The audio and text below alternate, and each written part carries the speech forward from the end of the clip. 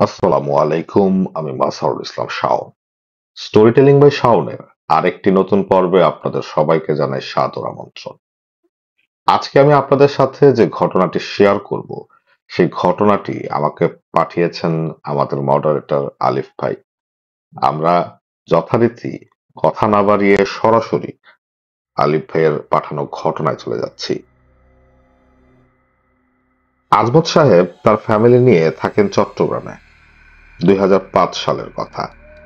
তার বড় ছেলে আরিফ, তখন সে ক্লাস 5-এ পড়ে, আর ছোট ছেলে সিজান যে কেজিতে পড়ে। তারা যে বিল্ডিং এ থাকতো সেটি ছিল আই শেপের, মানে লম্বা একতলাতে 4 ফ্যামিলি করে। বিল্ডিংটা 2 তলা। তার পাশে 4 তলা আর একটা বিল্ডিং। এর পাশে পরিত্যক্ত একটা ডোবা।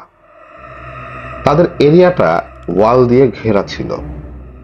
তার সামনে ছিল পুরনো একটা মিল, যেটা বন্ধ ছিল অনেক দিন যাবত। তাদের বড় ছেলে একা থাকতো একটা রুমে, আর ছোট ছেলে আজমত সাহেবদের সাথেই থাকতো।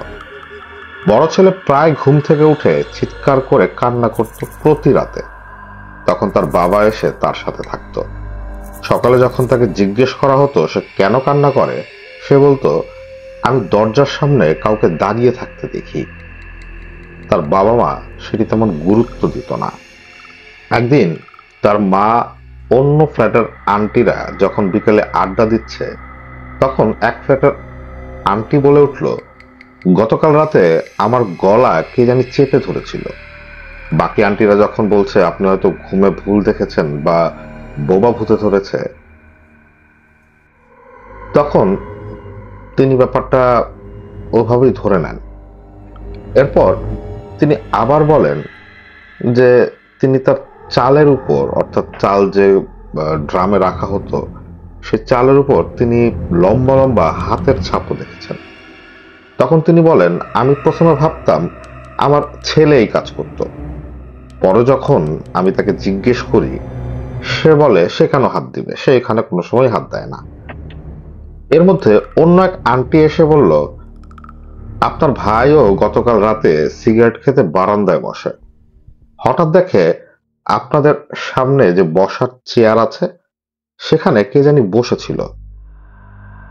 তখন তিনি ভাবছেন এত রাতে এখানে কে, চোর নাকি। ভেবে যখন সিগারেটটা হাতের সামনে যেতে থাকলো, অর্থাৎ সিগারেট নিয়ে যখন সে সামনে যেতে থাকলো, দেখে সামনে গিয়ে দেখে যে কেউই নেই। তখন তারা বুঝতে পারলো এই বিল্ডিং এ আসলে সমস্যা আছে। এছাড়াও তারা প্রায় ছাদে বিভিন্ন শব্দ শুনতে পেত। সেখানে থাকতে আজমত সাহেবের ব্যবসায় প্রচুর সমস্যা হওয়া শুরু করে। তখন আজমত সাহেবকে অনেকেই বলে যে ভালো একজন হুজুর দেখান। তিনি এসব তেমন পাত্তা দিতেন না। আজমত সাহেবরা পরে যে জায়গায় বাড়ি করে সেখানে তারা পরবর্তীতে চলে যায়। সে বাড়িটা আজমত সাহেবের শ্বশুর বাড়ির কাছে ছিল।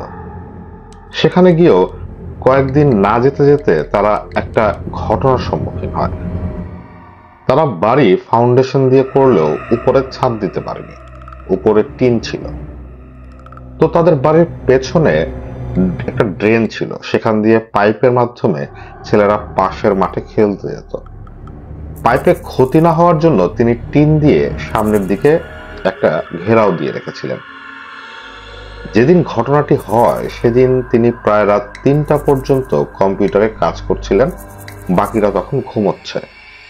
হঠাৎ তিনি শুনতে পান ফিস ফিস শব্দ হচ্ছে, আর পানিতে হাঁটলে যে শব্দ হয়, অনেকটা পানিতে হাঁটলে যেরকম শব্দ হয় সেরকম। তিনি তার স্ত্রীকে ডাকলেন খুবই আস্তে আস্তে। তার স্ত্রী ঘুম থেকে উঠল এবং তিনিও সেটা শুনল। দুইজন লোক একে অপরের সাথে কথা বললে যেমন শব্দ হয়, ঠিক তেমনই কিছু শব্দ শোনা যাচ্ছে। এর মধ্যে সামনের যে টিনটা দেওয়া, সেটিতে কেউ যদি পাড়া দেয়, অর্থাৎ কেউ যদি সেই টিনটার উপরে দাঁড়ায়, সেক্ষেত্রে যে ধরনের শব্দ হওয়ার কথা ঠিক সেরকম শব্দ শুনল। আজমত সাহেব বের হতে চাইলে তার স্ত্রী হঠাৎ বলে উঠল, পানিতে কিভাবে হাঁটবে, পানি তো অনেক নিচে। পাইপে হাঁটলে পানির শব্দ হলো কিভাবে। এসব বলার কিছুক্ষণ পরই টিনের উপর অনেক জোরে জোরে দুইটা শব্দ হলো। শব্দগুলো ছিল বড় পাথর উপর থেকে ফেললে যেমন শব্দ হতো, ঠিক সেরকম। এই শব্দে বাকি সবার ঘুম ভেঙে যায়। আজমত সাহেবের ছেলে তখন কলেজ শেষ করলো, ভার্সিটিতে ভর্তি হবে। সে ক্লাস 5 এর পর এ ধরনের সমস্যার সম্মুখীন হচ্ছিল। কয়েকদিন পরই তাদের বাসায় এক দাওয়াতে সবাই বেড়াতে আসে। রাতে সবাই চলে গেল, তার নানিকে তার দাদি রেখে দেয়। তখন রাতে তারা তাদের সাথে হওয়া ঘটনাটা বলল। তখন তার নানি ও দাদি তাদের সাথে ঘটনাও, তাদের বাবা, চাচা ও নানা মামা সাথে হয়ে যাওয়া বিভিন্ন ঘটনা তারা বলতে শুরু করলো। প্রথমে তার দাদি বলল, আমি তখন অনেক ছোট, তখন আমার বয়স প্রায় 7 কি 8 বছর এমনই হবে। আমার সাথে আমার চাচাতো বোন ছিল, সে আমার বড় ছিল। আমরা কচুরিপানা খুঁজে নিয়ে আসতাম আর খেলতাম। আমরা সবসময় পরিষ্কারগুলো খুঁজতাম।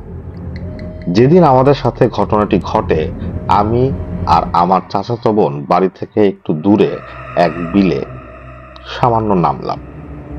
সামনেই খেয়াল করলাম আমাদের বাড়ির পাশের দুজন মেয়ে প্রায় হাঁটু সমান পানিতে নেমে আছে, আর তাদের হাতে এত পরিষ্কার কচুরিপানা ছিল যা আমরা আগে কখনোই দেখিনি। আমি তখন তাদের জিজ্ঞেস করলাম, কি গো, তোমরা এই কচুরিপানা কই পাইলা?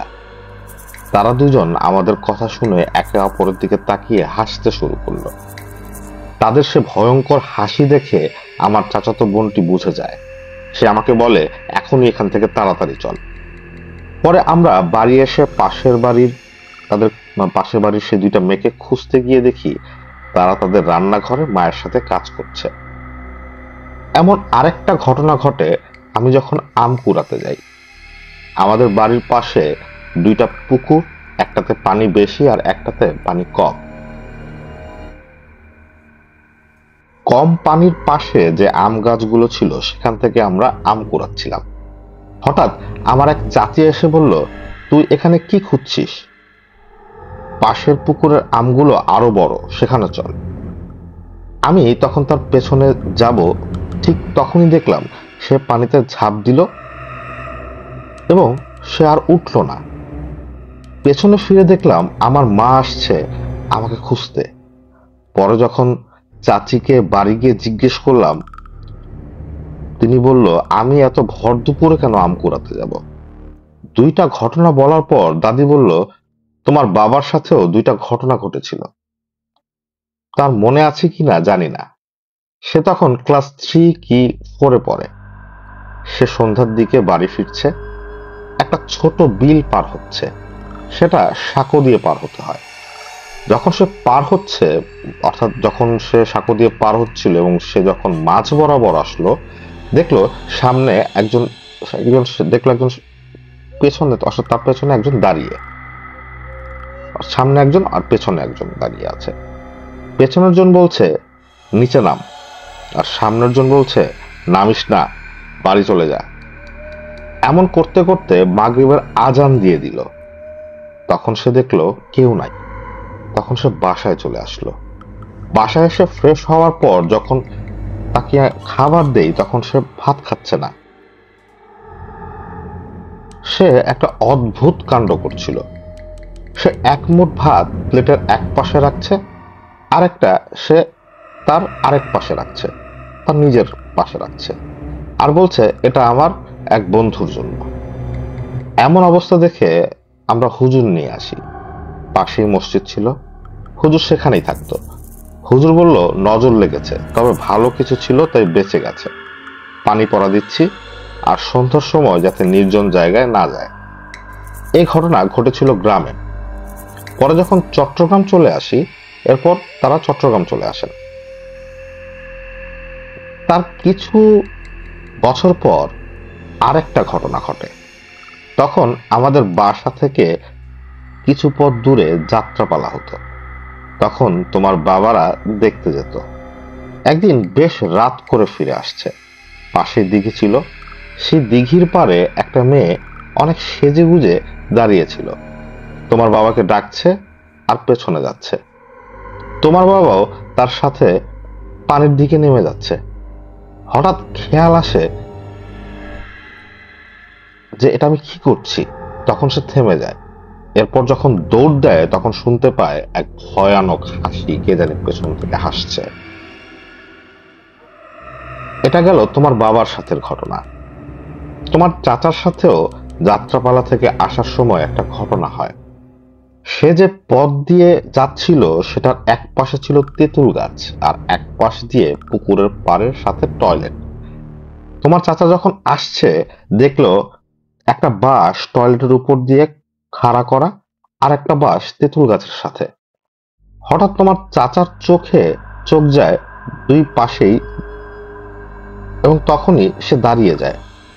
তখন একটা শব্দ শুনতে পায়। তাকে বলে, ওই, যাস না কেন, তাড়াতাড়ি যা। তখন সে ভাবছে, দিনে এতবার আমি আসি, কখনো এমন বাঁশ দেখলাম না। তখন শব্দটা যে পাশ দিয়ে আসছে সেদিকে তাকাতে গিয়ে দেখে কেউ কিছু একটা বলছে। তখন তোমার চাচা উল্টো বলে উঠল, যাবো না, আর জুতা হাতে নিয়ে একটা দৌড় দিল। দৌড়াতে দৌড়াতে এক মসজিদের এক হুজুরের সাথে দেখা হয়। তিনি যাচ্ছে ফজরের নামাজের জন্য। তিনি আজানের অনেক আগে গিয়ে মসজিদের গেট খুলে অন্যান্য কাজ টাজ করে। সেজন্য তিনি এত রাতে তোমার চাচাকে দেখতে পায়। তোমার চাচা অনেক দুষ্ট ছিল, তা মোটামুটি সবাই জানতো। পরে হুজুর যখন সব শুনলেন তখন বললেন, এভাবে পেছনে আসতে নেই, দোয়া পড়তে হয়। এসব খারাপ জিন, এদের চট্টগ্রামের ভাষায় তারা বলে যেটা, সেটা হচ্ছে রান চ্যাগানি, মানে তাদের নিচ দিয়ে গেলে চাপ দিয়ে মেরে ফেলতে চায়। পরে হুজুর বলে, আচ্ছা মসজিদে বসো, নামাজ শেষে আমার সাথে যাবে। এসব ঘটনার পর তোমার বড় ফুপিও আমাকে একটা ঘটনা বলে। সে যখন বাসায় একা থাকতো সে জানালায় কিছু ছায়া দেখতে পেত। প্রথম সে চোর ভাবলেও পরে বুঝতে পারে চোর হলে এতদিন কিছু চুরি হচ্ছে না কেন। পাশের বাড়ি থেকেও কেউ চুরির কথা বলছে না। পরে তিনি দোয়া পড়ে জানালাগুলো আটকে দিতেন। একদিন হুজুর ডেকে আমরা দোয়া পড়াই, এরপর আর এমন কিছুই দেখতাম না।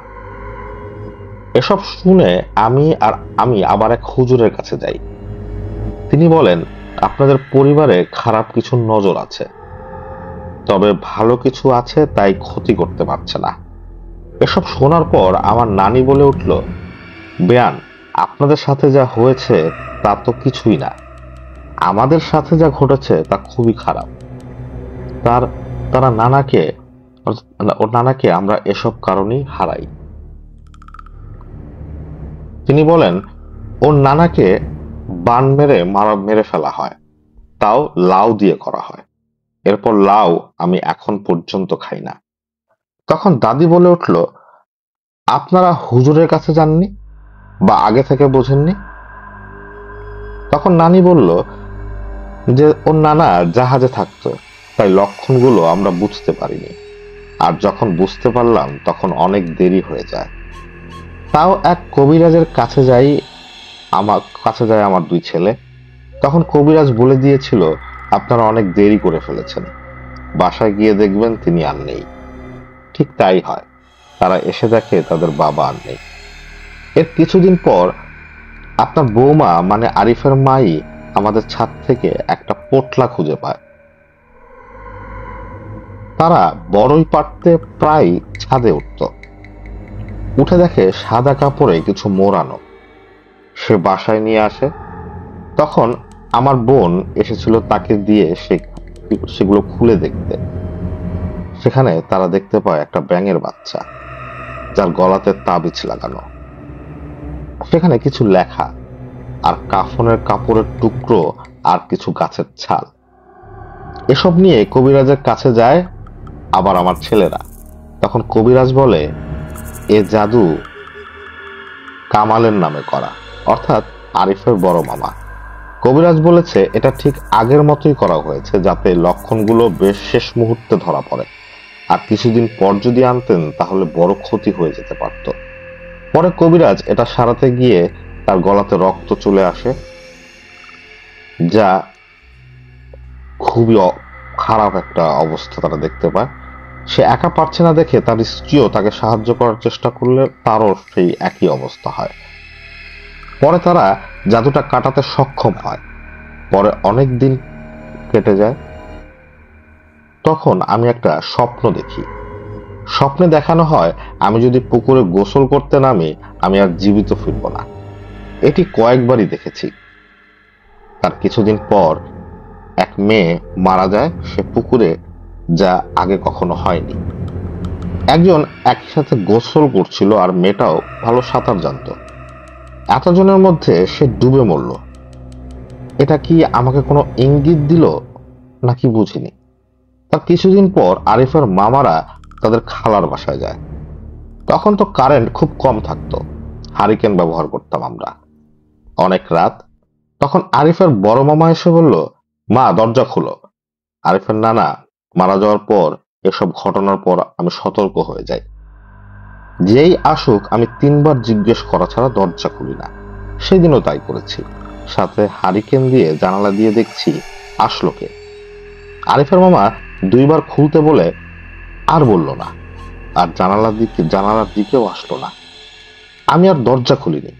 পরের দিন আরিফের মামা আসলে তাকে জিজ্ঞেস করলে সে বলে, আমি তো আসিনি কালকে। আরিফের চাচাকে যে খারাপ জিনিসটি পথ আটকে ছিল, তেমনি আরিফের ছোট মামার পথও আটকে ছিল। আর একদিন তার ছোট মামা রাতে প্রস্রাবের জন্য উঠলে সে পুকুর পাড়ে দেখে বিড়াল কুকুরের সমান, কুকুর ঘোড়ার সমান, ঘোড়া হাতির সমান, হাতি আরো অনেক বড় এবং সবগুলো সাদা রঙের। সে তাড়াতাড়ি ঘরে ঢুকে যায়। এমন অনেক ছোট ছোট ঘটনা আমাদের সাথে ঘটেছিল। আর তখন এসব প্রায় কিছুদিন পর পর ঘটতো। এখন অনেক বছর পর আপনার ছেলের পরিবারের সাথে হচ্ছে। তাও শেষবার হয়েছিল আরিফ যখন ক্লাস 5-এ থাকতো। এখন সে কলেজ শেষ করলো। আমাদের কাদের পরিবার থেকে এই সমস্যাটা সেটা বের করতে হবে। আর আরিফ যে রাতে কাউকে দেখে সেটা কি আসলে জিন নাকি তার দেখার ভুল, সেটাও জানা উচিত। তাদের মধ্যে এসব বলাবলির পর আরিফের বাবা এক হুজুরের কাছে যায়, তাকে সব খুলে বলে। তখন হুজুর ওনাকে 2 দিন পর আসতে বলে। তিনি 2 দিন পর গেলে হুজুর বলে, আপনার ছেলের সাথে যে জিনিসটি আছে সেটি ভালো, খারাপ কিছু নজর আছে যা থেকে সে জিনিসটি তাকে রক্ষা করে আসছে। খুব শীঘ্রই আরিফকে দেখা দিতে পারে। সে ছোট ছিল বলে সরাসরি আসেনি। এ ছিল আরিফের অমীমাংসিত রহস্য, যা এখন পর্যন্ত ঘটে চলছে। সামনে তার সাথে হওয়া অনেক অভিজ্ঞতা ইনশাল্লাহ শেয়ার করা হবে। এরপর আলিফ ভাই বলছেন যে এই আলিফ ভাইয়ের খুবই কাছের একজন বন্ধু। তিনি আমাদের এই চ্যানেলের কথা শোনার পর তিনি আমাদের তার জীবনে ঘটে যাওয়া আরো অনেক ঘটনা আমাদের সাথে শেয়ার করতে রাজি হয়েছেন। আমরা আরিফ ভাইয়ের জীবনে ঘটে যাওয়া আরো অনেক ঘটনা, যেগুলো এখনো তিনি কারোর সাথে শেয়ার করেননি, সেগুলো শোনার জন্য অধীর আগ্রহে অপেক্ষা করছি। আশা করছি আমাদের মডারেটর আলিফ ভাই অতি দ্রুতই সেই ঘটনাগুলো আলিফ ভাইয়ের কাছ থেকে সংগ্রহ করে আমাদের পাঠাবেন, যা আমরা আমাদের লিসেনারদের সাথে শেয়ার করতে পারবো। আশা করি আজকের এই ঘটনাটি আপনাদের ভালো লেগেছে। এখন আমি আপনাদের সাথে যে ঘটনাটি শেয়ার করব সেটা আমাকে পাঠিয়েছেন ঢাকা থেকে মিরাজ। আমরা সরাসরি মিরাজের ঘটনায় চলে যাচ্ছি। এই ঘটনার সময়কাল হচ্ছে 2015-তে মিরাজ সাহেব পাবনা থেকে ঢাকাতে আসেন চাকরির জন্য। অর্থাৎ তিনি একটা চাকরি পান ঢাকাতেই। তার অফিস হচ্ছে মহাখালীতে। ঢাকাতে মিরাজের সেরকম পরিচিত কেউ ছিল না, শুধু তার একজন বন্ধু ছিল। তিনি সেই বন্ধুর মেসে ওঠেন। ওঠার পর তিনি চিন্তা করেন তার অফিস যেহেতু মহাখালী, সেখানেই অর্থাৎ মহাখালীর আশেপাশেই তার থাকার একটা ব্যবস্থা করা উচিত। সেক্ষেত্রে তার জন্য খুব সুবিধা হবে। সেজন্য তিনি তার অফিসের আশেপাশেই বাসা খুঁজতে থাকেন। প্রায় 1-1.5 মাস পর তিনি মহাখালীর আশেপাশেই একটা বাসা খুঁজে পান। বাসাটার বর্ণনা যদি আমরা দেই, এটা হচ্ছে একটা ফ্ল্যাট। সেই ফ্ল্যাটে 2টা রুম, 2 রুমে 2 জন থাকেন। একটাতে মিরাজ থাকেন এবং অপরটাতে আরেকজন ভদ্রলোক থাকেন, তিনিও চাকরি করেন। যাই হোক, মিরাজ সেই বাসাটাতে ওঠার পর সবকিছু ঠিকঠাক ভাবেই চলছিল। তার নতুন জীবন, নতুন চাকরি জীবন, নতুন শহর, সবকিছুই তার কাছে একটা রোমাঞ্চকর বিষয় হচ্ছিল বা বিষয় ছিল সে সময়। কিন্তু এই রোমাঞ্চ তার জীবনে বেশি দিন থাকেনি। কিছুদিন পর সেই রোমাঞ্চ পরিবর্তিত হয় ভয়ঙ্কর অভিজ্ঞতাতে। আমরা সেই ঘটনাতেই আসছি। মিরাজের ফ্ল্যাটটা ছিল 4 তলাতে, আর তার উপরেই ছিল ছাদ। একদিন রাতে মিরাজ যখন রাতের খাবার খেয়ে ঘুমাবার প্রস্তুতি নিচ্ছে, তখন হঠাৎ মিরাজ শুনতে পায় ফিসফিস করে কথা বলার শব্দ। প্রথম দিকে তিনি বিষয়টা ইগনোর করেন, কিন্তু পরবর্তীতে যেহেতু ফিসফিস শব্দটা কন্টিনিউয়াস হয়েই যাচ্ছিল, তাই তিনি একটু কৌতূহল বোধ করেন যে শব্দটা কে করছে বা কোথা থেকে আসছে। পাশের রুম থেকে আসছে না এটা তিনি শিওর, কারণ তার পাশের রুমের যে রুমমেট তিনি ঘুমিয়ে গেছেন।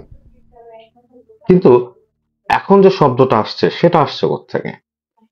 তিনি জানালার কাছে গিয়ে দাঁড়ান। জানালার কাছে দাঁড়াবার পর তিনি বোঝার চেষ্টা করেন যে আসলে শব্দটা কোত্থেকে আসছে।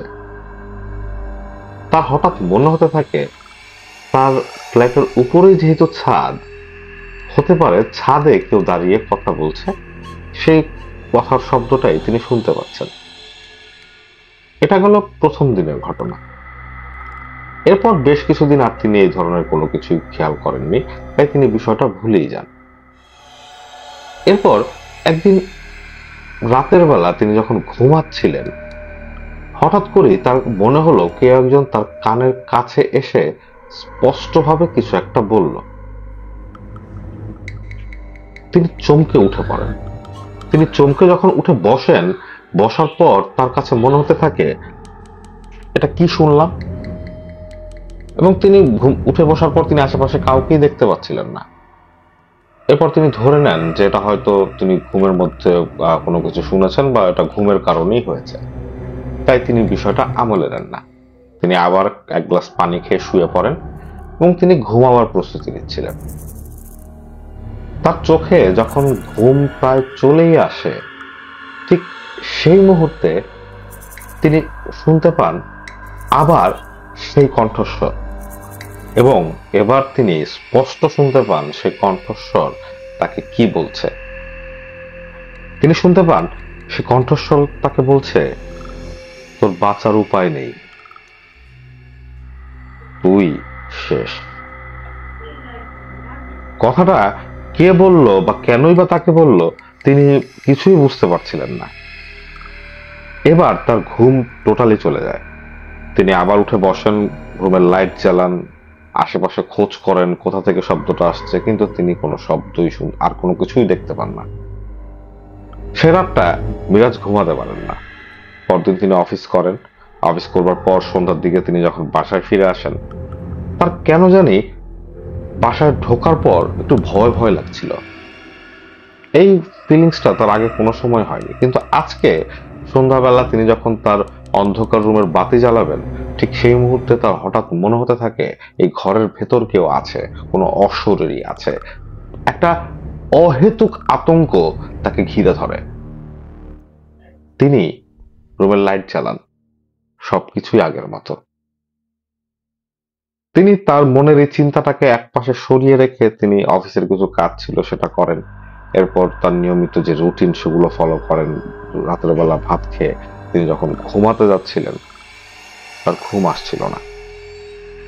তার কাছে মনে হচ্ছিল তিনি কোনো কিছুর জন্য অপেক্ষা করছেন, কোনো কিছু একটা ঘটবে, সেটা তাকে তার সিক্স সেন্স বলেন বা ষষ্ঠ ইন্দ্রিয় যেটা বলেন, সেটা হয়তো তাকে ওয়ার্ন করছিল যে আজকে রাতে কিছু একটা ঘটবে। তিনি জোর করে তার এসব চিন্তা ভাবনা দূরে সরিয়ে রাখতে চাচ্ছিলেন, কিন্তু পারছিলেন না। এভাবে বিছানায় এপাশ ওপাশ করতে করতে এক পর্যায়ে তার যখন ঘুম চলে আসলো বা তিনি যখন ঘুমিয়ে গেলেন, তার কিছুক্ষণ পর তিনি বুঝতে পারছেন কেউ একজন তার বুকের উপর চেপে বসেছে এবং তার গলা দুই হাতে টিপে ধরেছে। তিনি প্রচন্ড শ্বাসকষ্টে ঘুম থেকে উঠে যান এবং ওঠার পর তিনি যখন চোখ খোলেন এবং তিনি যেটা দেখেন সেটা হচ্ছে তার বুকের উপর বসে আছে এমন একটা জন্তু, যে জন্তু তিনি জীবনে কোনো সময় দেখেননি। সেই জন্তুটার মুখটা অনেকটা শেয়ালের মতো এবং শরীরটা মানুষের, এবং সেই শিয়ালের মুখের আকৃতির সেই মানুষটা বা সেই অবয়বটা তার মুখের উপর ঝুঁকে পড়েছে। তার ধারালো দাঁতগুলো দেখা যাচ্ছে তার ঠিক মুখের উপর, এবং সেই মুখ থেকে লালা গড়িয়ে পড়ছে তার মুখের উপর। প্রচন্ড আতঙ্কে মিরাজ চিৎকার করতে যাচ্ছিলেন, কিন্তু তার গলা দিয়ে কোনো শব্দ বেরোচ্ছিল না। তিনি বুঝতে পারছিলেন যে এটাই হয়তো তার জীবনের শেষ রাত, তিনি এভাবেই মারা যান। তিনি দোয়া পড়ার চেষ্টা করলেন, কিন্তু কোনো কিছুই তার মনে আসছে না। এক পর্যায়ে তিনি যখন আশা ছেড়ে দিয়ে হতাশ হয়ে নিজেকে সঁপে দিলেন যে যা হবার হবে, ঠিক সেই মুহূর্তেই ফজরের আজান দিল এবং তিনি দেখতে পান তার চোখের সামনেই সেই অবয়বটা মিলিয়ে গেল বাতাসে। মিরাজ ধরফর করে উঠে বসেন এবং এক বুক ভর্তি বাতাস নেন। তার কাছে মনে হয় যে তিনি একটা নতুন জীবন পেলেন। কিন্তু কি ঘটলো তার সাথে? এরকম তো তার সাথে কখনোই ঘটেনি। তাহলে কেন তিনি এসব দেখছেন? পরদিন সকালবেলা তিনি যখন অফিসে যান, অফিসে গিয়েও তিনি তার কাজে মন বসাতে পারছিলেন না। এই শহরে তার পরিচিত কেউই নেই, এমনকি তিনি তার বাবা মাকে ফোন করে ওসব কথা বলতে চাচ্ছিলেন না, কারণ তার বাবা মা হয়তো টেনশন করবে। তিনি কাকে বলবেন, কিভাবে এই সমস্যার সমাধান খুঁজবেন, তিনি বুঝতে পারছিলেন না। এরপর মিরাজ টিকতে না পেরে তারই এক কলিগ তাকে এই কথা বলেন। সে কলিগ তাকে বলে যে এটা কিছুই না, এটা হচ্ছে স্লিপ প্যারালাইসিস, অনেকে বলে বোবায় ধরা। এটা অনেকেরই হয়, হয়তো নতুন জায়গা, নতুন পরিবেশ, এই কারণে হয়তো তোমার এই সমস্যাটা হয়েছে, বা অনেক সময় ঘুমের সমস্যা হলেও নাকি এই ধরনের সমস্যা হয়। মিরাজ তার কলিগের এই কথাটা বিশ্বাস করতে চাচ্ছিল মনে প্রাণে, কিন্তু সে এটাও জানে যে গতকাল রাতে তার সাথে যেটা ঘটেছে সেটা কোনোভাবেই অবাস্তব কিছু না, বা তার মনের কল্পনা না, বা তার কলিগ যেটা বলল যে বোবায় ধরা, সেরকম কিছুই না, সেটা একেবারেই রিয়েল ছিল। যাই হোক, তার করার কিছুই ছিল না। তিনি আবার সেদিন সন্ধ্যাবেলা যখন তার বাসায় ঢোকার পর তিনি একটা অদ্ভুত গন্ধ পেতে থাকেন। কেমন জানি বাসি রক্ত শুকিয়ে গেলে যেমন একটা গন্ধ আসে, সেরকম। তিনি তার পাশের রুমমেটকে তার রুমে নিয়ে আসেন এবং তিনি তাকে বলেন যে ভাই, আপনি কোনো গন্ধ পাচ্ছেন রুম থেকে? সে রুমমেট বলে যে না, আমি তো কোনো গন্ধ পাচ্ছি না। কিন্তু মিরাজের সেই গন্ধের তীব্রতা এতভাবেই তাকে ধাক্কা দিচ্ছিল, বা তার সেই গন্ধটা তিনি এতই প্রকটভাবে পাচ্ছিলেন যে তিনি আসলে রুমের ভেতর টিকতে পারছিলেন না। এরপর তিনি এয়ার ফ্রেশনার কিনে আনেন বাইরে থেকে, এয়ার ফ্রেশনার ইউজ করেন তার রুমের ভেতর, তারপরও সেই গন্ধটা থাকছিল। রাত 11টা কি 11:30টার দিকে তিনি যখন তার রুমে যান, তিনি লাইট অফ করে শুয়ে পড়েন। এর কিছুক্ষণ পর তার মনে হয় যে না, লাইট অফ করা যাবে না, আমি লাইট জ্বালিয়ে ঘুমাই। তিনি লাইট জ্বালালেন, এরপর শুলেন। তিনি নিজের মনের মধ্যে চিন্তা করছিলেন বিভিন্ন কথা, বিভিন্ন অনেক কিছুই। তিনি এটাও আতঙ্ক নিয়ে অপেক্ষা করছিলেন যে আজকে রাতেও কি এরকম কিছু হবে। হঠাৎ করেই মিরাজের চোখের সামনে সব কিছু অন্ধকার হয়ে গেল। তার মনে হলো ইলেকট্রিসিটি চলে গেছে। কিন্তু আরেকটা বিষয় হচ্ছে, ইলেকট্রিসিটি চলে গেলেও তার বিল্ডিং এর বাইরের যে ল্যাম্প পোস্টটা আছে, সেই ল্যাম্প পোস্টটাতে একটা লাইট জ্বলে। সেই ল্যাম্প পোস্টের বৈদ্যুতিক লাইন হয়তো অন্য কোনো লাইনের, যেটার সাথে তাদের বাড়ির যে বৈদ্যুতিক লাইন সেটার সাথে হয়তো কোনো সম্পর্ক নেই। তাই কারেন্ট চলে গেলে বাইরের থেকে সেই লাইটটা তার রুমের ভেতর আসে। কিন্তু আজকে তার মনে হচ্ছে চারপাশে নিশ্চিদ্র অন্ধকার। তিনি সেই অন্ধকারে নিজের হাতও দেখতে পাচ্ছেন না। মিরাজ ঘাবড়ে যান। ঠিক সেই মুহূর্তে কিছু একটা তাকে পেছন থেকে জাপটে ধরে। এবং যে তাকে পেছন থেকে জাপটে ধরে তার শরীরে অমানসিক শক্তি, এবং সেই অবয়বটার শরীরে ছিল বড় বড় লোম। তিনি সেই অবয়বটাকে দেখতে পাচ্ছেন না, কিন্তু তার শারীরিক শক্তি, তার শরীরের যে বড় বড় লোম তার শরীরে লেগেছিল সেগুলো তিনি টের পাচ্ছেন, এবং সে অবয়বটা তার গলাটা পেছন দিক থেকেই চেপে ধরে এবং তাকে এক টানে বিছানা থেকে উঠিয়ে পাশের দেয়ালে ছুঁড়ে ফেলে। তিনি এত জোরে সে দেয়ালের সাথে বাড়ি খান যে তার পাশের রুমের সেই রুমমেট উঠে যায়, এবং তিনি যখন দরজা খুলে ভেতরে ঢোকেন এবং মিরাজ যখন সে দেয়ালের সাথে বাড়ি খায় তখন তার কোনো সেন্স ছিল না। তার রুমমেট যখন তাকে এসে সেখান থেকে ঝাঁকিয়ে উঠায়, তিনি দেখেন যে আশেপাশে সব জায়গায় লাইট আছে, সবকিছু ঠিক আছে। মিরাজ তখন কাঁপছিল, তার বলার কোনো ভাষা ছিল না, তিনি কি বলবেন তাও তিনি জানেন না। তার রুমমেট বুঝতে পারেন যে মিরাজ প্রচন্ড ভয় পেয়েছে, কোনো একটা কারণে প্রচন্ড ভয় পেয়েছে। সেদিন তার রুমমেট তার সাথে থাকেন এবং মিরাজ কিছুক্ষণ পর ধাতস্থ হয়ে তার রুমমেটকে সবকিছু বলেন। তার রুমমেট তাকে বলেন যে হতে পারে খারাপ কিছু আপনার দিকে হয়তো নজর দিয়েছে, সমস্যা নেই, আমরা কালকে সকালবেলা সামনে মসজিদের যে ইমাম হুজুর আছেন তার কাছে যাব। পরদিন সকালবেলা ফজরের নামাজ পড়তে মিরাজ এবং তার রুমমেট দুইজনই মসজিদে যান। নামাজ শেষ করবার পর তারা দুইজন সে ইমাম সাহেবের সাথে দেখা করেন। সে ইমাম সাহেব মিরাজকে দেখে অনেকক্ষণ তাকিয়ে থাকেন। এরপর মিরাজকে বলেন যে বলুন আপনাদের কি কথা আছে আমার সাথে। তখন মিরাজ বলে যে হুজুর, আমি সামনের আমি একটা বিল্ডিং এ থাকি, সেই বিল্ডিং এ ওঠার পর আমার সাথে বিভিন্ন ধরনের সমস্যা হচ্ছে। কি সমস্যা হচ্ছে মিরাজ বিস্তারিত সে হুজুরকে বলেন, এবং আশ্চর্যের বিষয় হচ্ছে সে হুজুর বলে দেন যে মিরাজরা কোন বিল্ডিং এর কয়তলার কোন রুমে আছে, যেটাতে মিরাজ এবং মিরাজের রুমমেট দুইজনই খুবই অবাক হন এবং দুইজনই চিন্তা করেন যে কিভাবে বললেন এটা ইমাম হুজুর। তখন ইমাম হুজুর তাদের যেটা বলেন সেটা হচ্ছে এই রুমে একটা ছেলে থাকতো, সে ছেলেটা ভার্সিটিতে পড়তো এবং সে ছেলেটা ব্ল্যাক ম্যাজিকের চর্চা করত। একদিন সেই ছেলেটা রক্তাক্ত অবস্থায় মসজিদে এসে পড়ে। তখন এশার নামাজ হচ্ছে, আশেপাশে মুসল্লিরা নামাজ পড়তে এসেছে, ঠিক সেই সময় সে হন্তদন্ত হয়ে রক্তাক্ত অবস্থায় মসজিদের উপর এসে হুমড়ে পড়ে। তখন আশেপাশের লোকজন তো যখন তাকে ধরে এবং তাকে যখন জিজ্ঞেস করা হয় কি হয়েছে তোমার সাথে, এরকম কি, কে এরকম করলো, তখন সেই ছেলেটা তাদের বলে যে সে কালো জাদুর চর্চা করতো এবং সেই কালো জাদুর চর্চায় সে একটা জিনকে আহ্বান করেছিল, যে জিন তাকে এই অবস্থায় এনে ফেলেছে। সে কোনোভাবে ছুটে এসে এই মসজিদে আশ্রয় নিয়েছে, এছাড়া তার কাছে আর কোনো উপায় ছিল না বাঁচার। ইমাম হুজুর যখন সেই ছেলেটাকে দেখেন এবং তাকে যখন বলেন যে তুমি এই কাজ কেন করেছিলে, তখন সেই ছেলেটা বলে যে জাস্ট কিউরিসিটি থেকে সেই কাজটা করেছিল। এরপর এলাকার বেশ কিছু লোকজনকে নিয়ে ইমাম হুজুর সেই বাসায় যান।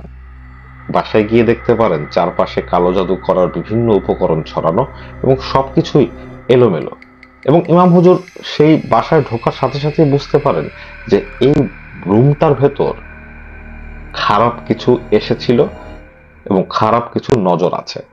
তখন ইমাম হুজুর সেই রুমটাকে বন্ধ করে দেন এবং সেই ছেলেটাকে বলেন যে তুমি যদি বাঁচতে চাও তাহলে তওবা করো, তওবা করে এসব জিনিস ছাড়ো এবং তুমি এই রুমে আর থেকো না। এরপর সেই ছেলেটা সেই রুম ছেড়ে দেয়। অনেকদিন সেই রুমটা ভাড়া হয়নি।